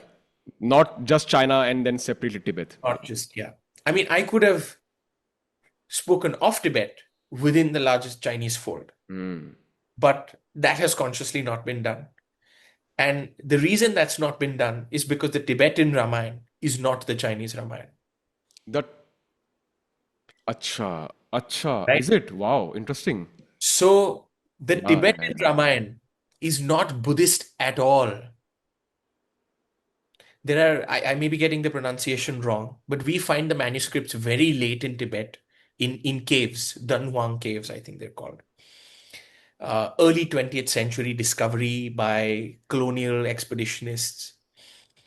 And when we look at the manuscripts, this is what was fascinating, right? Where is Buddhism born?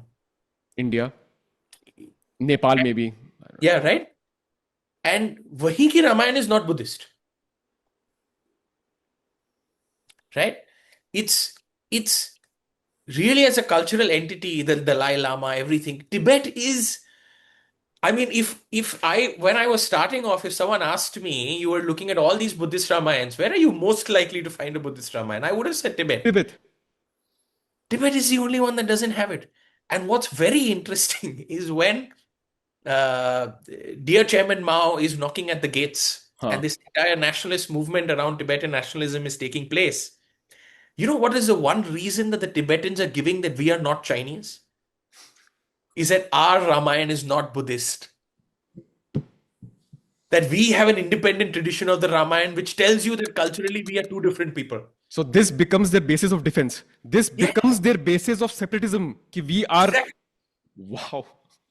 Exactly. So you can only imagine how important the Ramayana is to them in the first place. And there are no, Lord Ram only has one brother in the Tibetan version. And again, Sita in this version is also a progeny of Ravan. And then the battle takes place, and there are different types of mystical powers to Ravan. For instance, he can become invisible. And then the final battle is basically, if I remember correctly, is Lord Ram says that as per Kshatriya Dharma, if Ravan is completely invisible, then it is not a fair battle. It's not a just war. Yes. So what Ravan does sneakily is he only displays his toe, but basis his toe, Lord Ram creates an evaluation of where his heads are, and he's able to kill him. And there are all sorts of so I may have missed that, but I think in the Filipino Ramayana, if I'm not wrong, Ravan's heart is in another cage. And it's only when Yes. Yes. Hanuman goes and Lord Hanuman goes and kills that heart that Destroys the heart. be killed here. So there are all these, right? It's Interesting. fascinating. Now, what you just said is very similar to Lord Voldemort having Horcruxes. You go Exactly. and you kill that, and it Exactly right. weakens the main monster. Exactly right. Exactly right. So you have, but the interesting aspect is that in Tibet, it gets a life of its own. It's a completely independent tradition in Tibet of the Ramayana, which predates the Buddhist influence Wow. on the plateau. And it is our great failure as a civilization that it is only rediscovered through colonial expeditions. That is what is unfortunate. It's a very But sad thing. but it exists. The entire manuscript exists, and it's a fascinating telltale. Devdutt Patnaik has a wonderful, for instance, article. In fact, on the when they, I think they brought it to be kept in some museum or something. It had become popular, momentarily. And it is a wonderful article also that he has come out with, which I can encourage the viewers to go have a look at. But that's why it had to be for me a separate story. It had to be China and Tibet as two distinct stories of the Ramayana, because even the route of their transmission is different. The Ramayana is reaching Tibet from India, whereas the Chinese get the Ramayana through all these various Buddhist sieves that are continually updating it.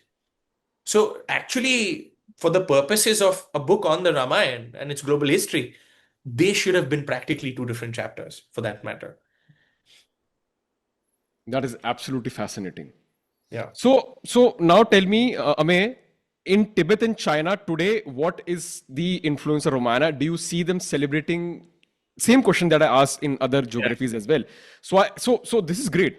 Now that you understand the genesis, now that you understand Yeah. how it went, what is happening today? That is more important. आज क्या हो रहा है?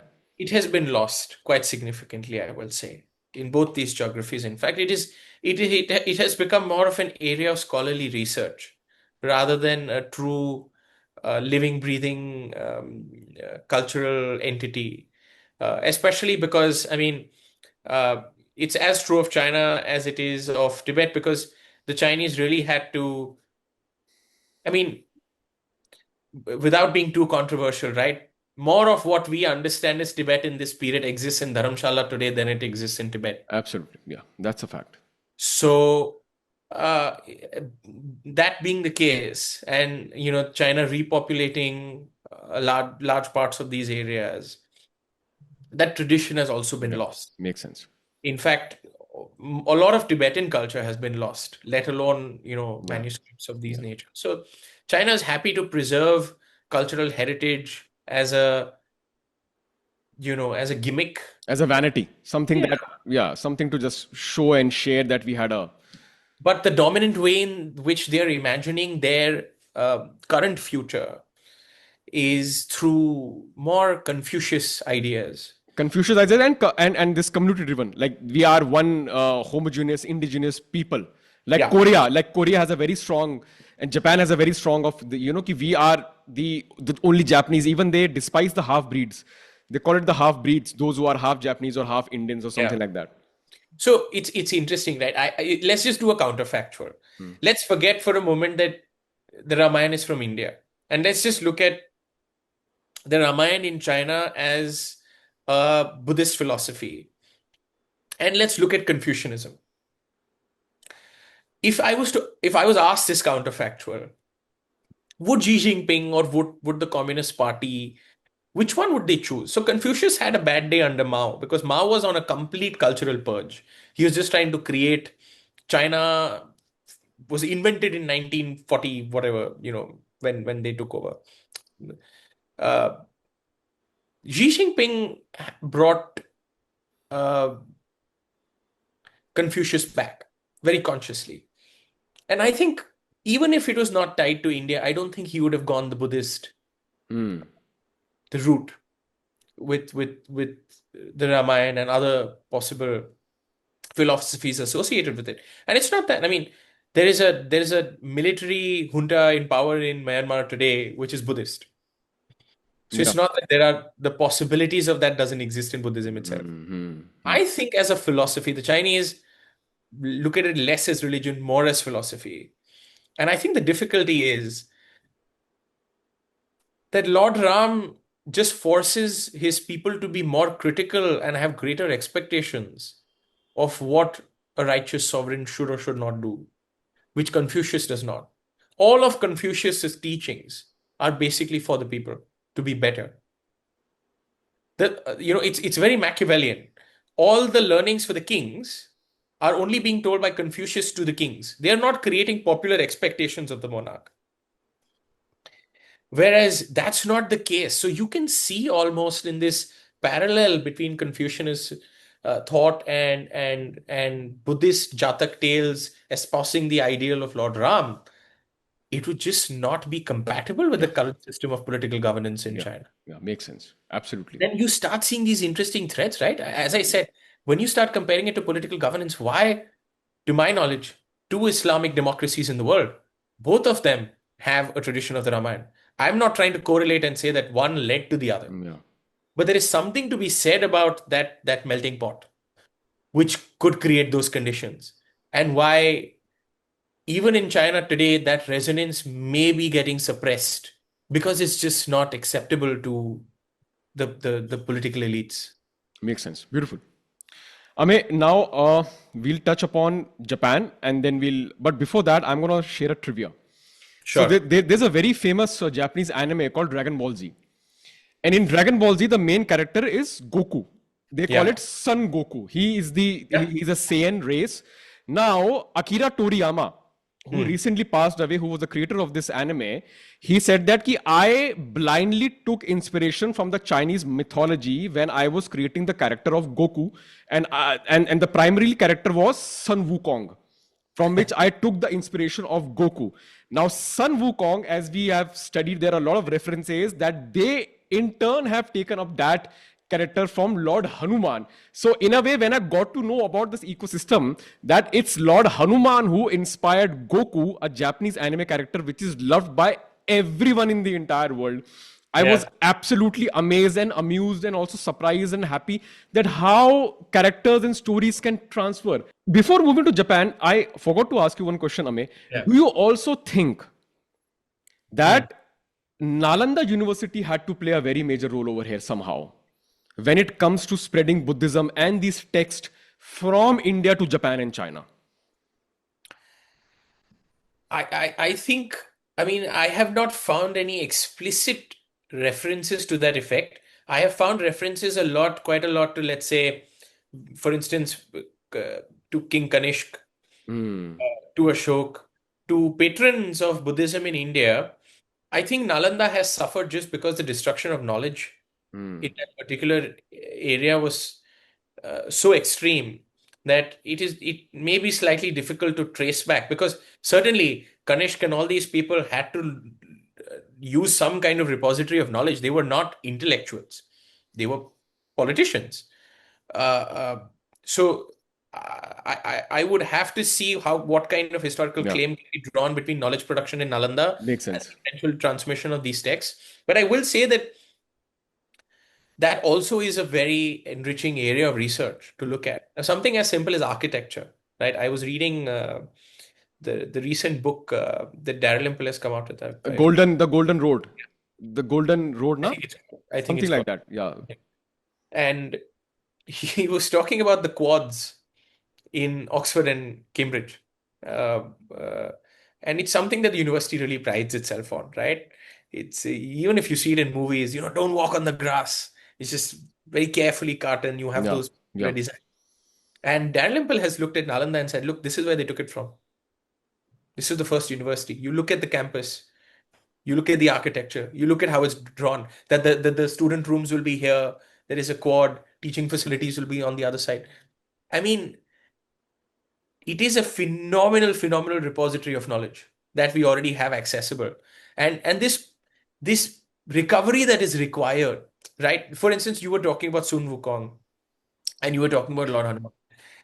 I think if I was to take that to a literature class in India today, I would say a set of Chinese intellectuals, scholars, can use our inspiration of Lord Hanuman to create Sun Wukong.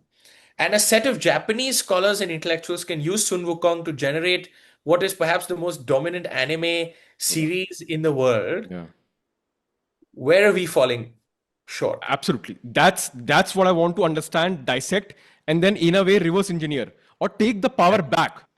Take that power back. If we had that power of not only world building literature, but exactly. you elevate it further to make it an open source whilst maintaining its originality and sanctity without it getting distorted from the country of origin. How did we lose that? How did we lose that? Yeah, and that's why it's important to study our epics, our key texts, so that reinvention, even if it has been lost for some period of time, at least should restart as a project. So let's get into Japan now. How did it come to Japan? What are the basic differences and where we are right now with Japan and Ramayana? So, uh, in Japan, it becomes a bit fractured, right? So it's a bit disingenuous to say Japan has like a full-fledged tradition Acha. of. Okay. They have excerpts and they have certain stories. So, for instance, the Hobotsushu it doesn't actually refer to Lord Ram at all. It is just the story of a king, and it is a battle between two kingdoms. And when it travels to Japan, it travels through the Chinese Tripitaka, or what? Sorry, I'm probably mispronouncing it. Let me see. Yeah. Uh, but people would know what I'm talking about. It's Yeah. very popular now, and yeah, Tripitaka. Tripitaka. Ha. Tripitaka. Yeah. Uh, where these fable, stories of Buddhist literature. So the Jatak become the Chinese Tripitaka, then they come to Japan, and by the time the story comes here, basically there's no mention of Lord Ram as such. It's just the idea of a king. It's based on renunciation. The king is supposed to go to war with another king, and but instead of going to war, causing misery to his people, he decides to abdicate the kingdom and goes and stays decides to just retire to mountain life, and that's when his wife gets abducted, and then the entire thing ensues. And by the time then you find out that the abduction has actually happened by that other king, and Yeah. then through the vanquishing of that, eventually, because the particular difficulty that Buddhist texts had, and this is most evident in the Japanese versions, with the justification of Lord Ram, is that he had a significant martial spirit, which was just not compatible with what the Buddhists were trying to Absolutely. Absolutely. Yeah. Yeah. propagate to their populations. So they had to create unique narratives for why this was a righteous war, that he exhausted all other avenues. Yeah. He gave up his kingdom. He said, I don't want my people to suffer. And then he retired to mountain life. But still, his wife was, abducted. And therefore, he had to go and fight for what is right. And even after doing that, he created this blissful kingdom where righteousness ruled, and so on and so forth.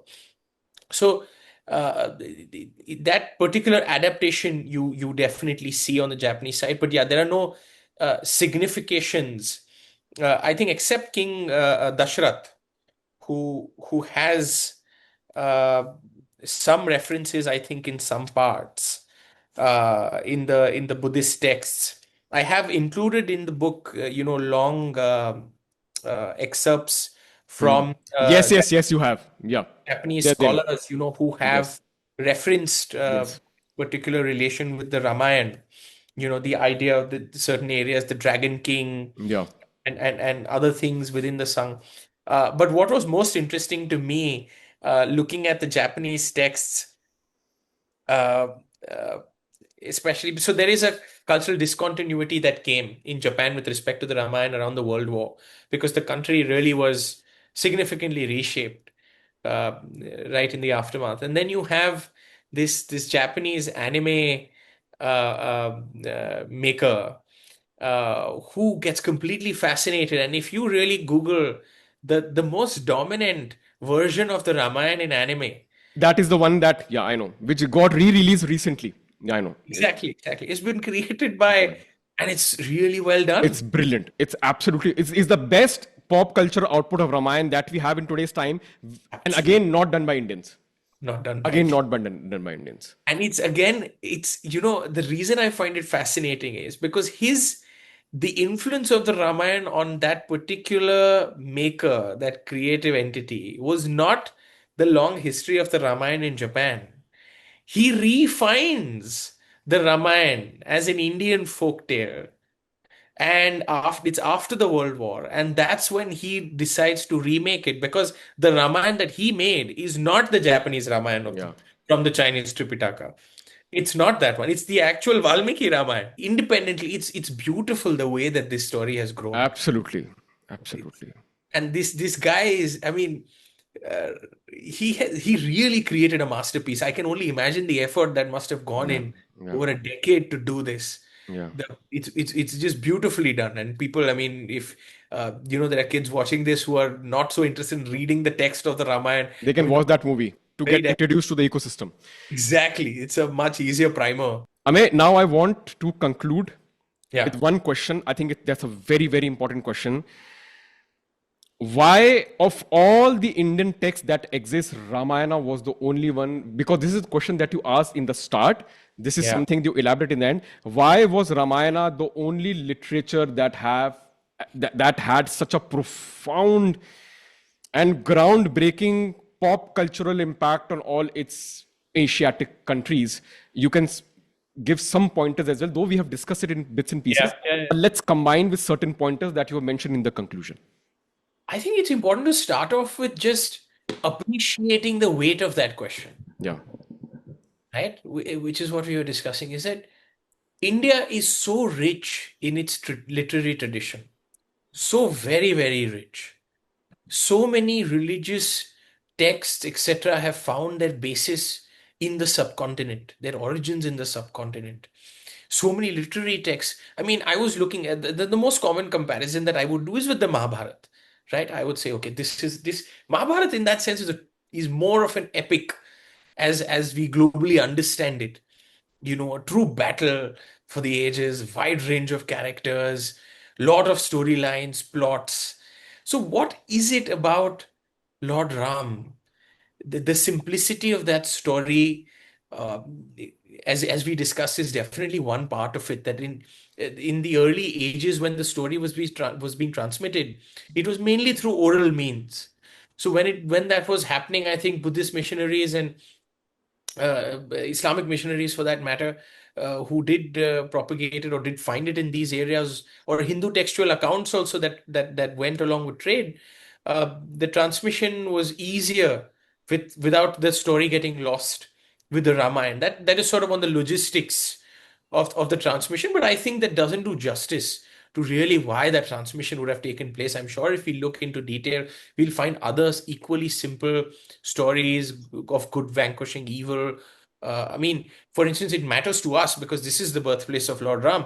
But it may not matter in Thailand whether it's another story that they've taken from our literary tradition. It doesn't have to be the most important revered figure for us. Uh, to that extent, I have felt that it's the resonance across societal categories, where Lord Ram's story was not just about the political elite. It was not just about statecraft at a particular level. It was really bringing in to conversation, into character, wide range of societal actors. And that really impressed upon a wider range of people that this is our story.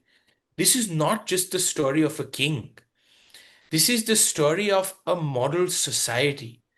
That this is a story of how a righteous king should rule over a righteous people, with how a brother should conduct themselves, how a wife should conduct themselves, how a king in abeyance, when Lord Ram is not there, how that king should conduct himself. It forms an entire ethical treatise and reference point for people to live their lives. So I would, if I was to give you an example, what the Bhagavat does for us in India, that common node of ethical reference, the Ramayana becomes for the rest of Asia. Yeah. Because if you really think about it, there is no equivalent text of the Gita for the rest of Asia. To that extent, and it does become that it becomes that reference point where commonly when people are asking themselves, when there are, let's say there is a battle between two kings and it becomes ethically muddy, what was the right code of conduct for that king to have done X or Y? What is your reference point? That reference point for basically continents across is Lord Ram.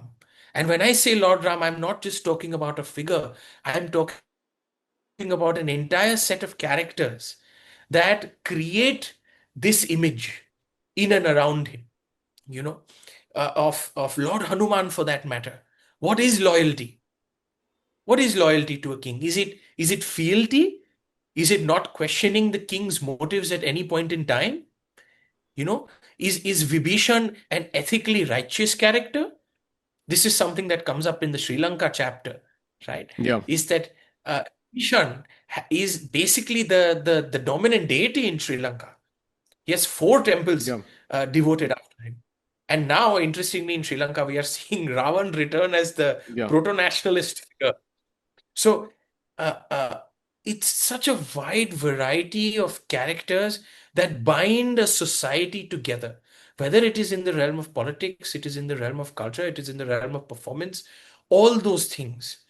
It's a single text that transcends even our capacity for literary imagination.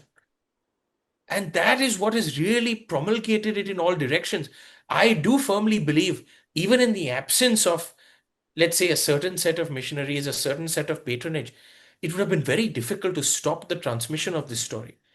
And the story to this day continues to be transmitted. A greater set of people are finding out about Lord Ram and his history even as we speak. Yeah. And that is the process that should not stop. That is the basis. When we talk about, I think from India's perspective, especially, right? Why this question is important to ask is, when we are going to call ourselves Vishwaguru, what are we really saying? Yeah. Are we really saying we are going to become like missionaries of the West and tell the rest of the world how they should live their lives? No. We already have a template. We show through example. You know why we can go to an African country, let's say, and say that democracy is the right form of governance for you? Because we, with our diversity, have experienced that it is the only way to create consensus, and not democracy that came to us necessarily in 47, but a larger dialogue about righteousness and political governance that goes back to the figure of Lord Ram. Yeah. I was at a conference once. Mm. There's a Professor Siba, I think he teaches international relations now at Columbia. Mm. And we were at a conference and we were talking about good governance, right, in IR, and models of governance and how these models travel to the rest of the world. And there was I won't name him, but there was a speaker from, let's say, a white speaker from a Western university who Siva and I were seated next to each other.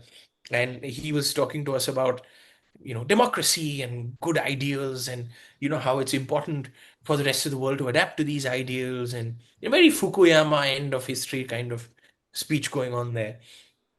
And then Professor Siva got so animated at some point that he got up and he said, "You want to see true diversity? You come to Dar es Salaam.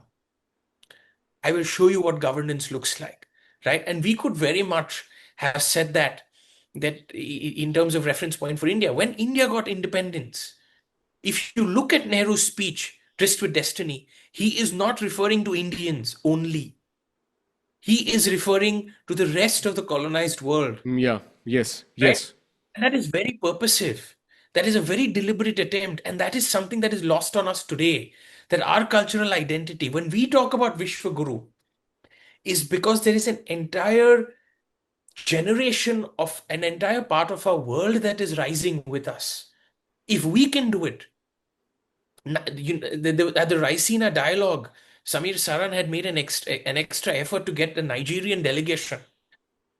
When they see UPI, they are fascinated because they know that this digital literacy is possible for them if it's possible here. Yeah. That's what Vishwaguru means. That when we solve our problems in a manner that immediately becomes replicable for the rest of the world, for a large part of the world that has been denied that place in history so far. Right? Beautiful. Makes sense. So, Ame, Yeah. what today can India do to ensure that this concept and ideology and this heritage that we have gotten of Ramayana is it can go and reach various other countries and also adapt and also be modified? So what I want to know is, in India there is a serious lack of effort. Is Ayodhya temple, so Ayodhya temple was one example of what we're trying to do. What is the role of popular culture over here? When I say popular culture, I talk about books, I talk about graphic novels, I talk about animation, I talk about movies. Do you think that this is one area in which we have still not been able to capitalize?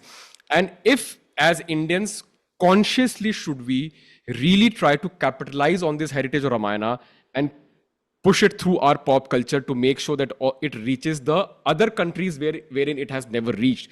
Because I think if it could be relevant to the Asia Pacific region, it could easily be relevant to other countries as well, or Absolutely. certain sects of people. So this is one last thing that I would want you to know: what people like you and I could do. What are the common people? What could they do to make sure that this remains kicking and alive and just grows? So, I mean, that's why we're doing this. I mean, you're doing this podcast, and that's why I wrote the book. I think stage one is, if I was to title it, would just be called Wake Up. That's stage one. the recognition of our cultural heritage is absolutely crucial, where we should not we should not feel embarrassed. We should not feel less in any respect when we look back at our history. That waking up, that reawakening is absolutely crucial as a first step. Because I think that, for instance, in a large part of academic thinking, if we if we are trying to create models, if we are trying to create arguments that people will buy, we want to then consult references that are primarily Western. Yes. That's got to stop, right? I think even if we did a poll, a large a large population of Indians would believe that democracy was something that came from the West to us. And that is only true to the extent that it was denied to us by them. Yeah. It was only true to that extent that there is a very dominant liberal tradition. And what word we call it by, or what else we do. I mean, Manu Pillai has done such phenomenal Yeah. work on the kings of Travancore and Baroda, and there's such beautiful revisionist. So that pop culture point that you made, I think it has to start with with that awakening within pop culture, whether it's writing books, whether it's podcasts, whether it's anime series on TV, whether it's movies, whether it's other things. And then you get to the second order thing, which is what you were saying, the patience, that you've got to do it right, that you've got to truly make a global product out of it. I was also lucky enough to attend the Prime Minister inaugurated this Waves Yeah. Yeah. Yeah. function in Mumbai a while ago. It's with YouTube An now. incredible effort. In collaboration with Yeah, YouTube. yeah. YouTube and the Indian government, they're trying to push forward the creator economy. Yeah. So it's a phenomenal thing that we're doing. And that's what we've got to realize, that we don't need to tell spy stories like James Bond. Yeah. It makes sense for them because that was their history with the world wars. Where are we powerful? So we are powerful when we tell stories of India, Yeah. from India. That's when we are powerful. That's why Dangal does well, or any other set of movies do well, because we tell our stories. And it crossed the borders. It did cross the borders. It reached all the countries and it was received very well. You're right. Exactly. And so those stories of triumph, and the reason, so it's also important why we are doing this. That's I think what I want to keep coming back to, is that we're not doing this because we want others to accept that India is a superior cultural entity to them. In early, maybe it was 1910, 1911, Rabindranath Tagore has this beautiful book on nationalism.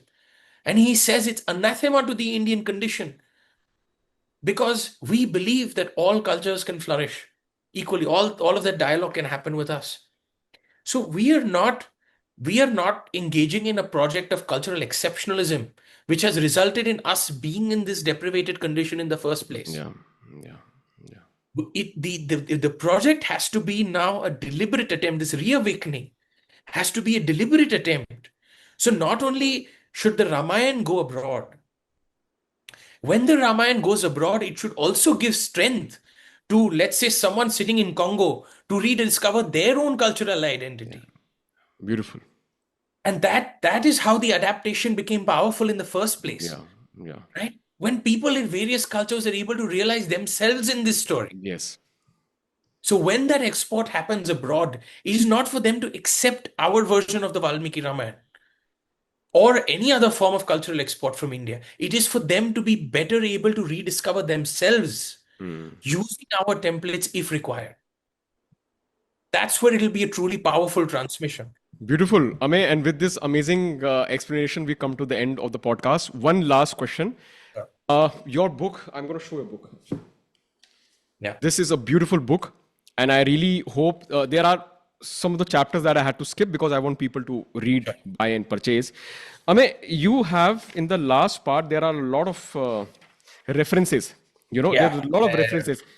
So apart from this book, any 2-3 other books or references that you can just state that if somebody wants to go deep down, though they can find it everything over here, but 1 or 2 more references that you think that were extremely powerful for you as well, to understand. We will also like to link some of them in the description along with the link to purchase the book so that Yeah. anybody can go into it.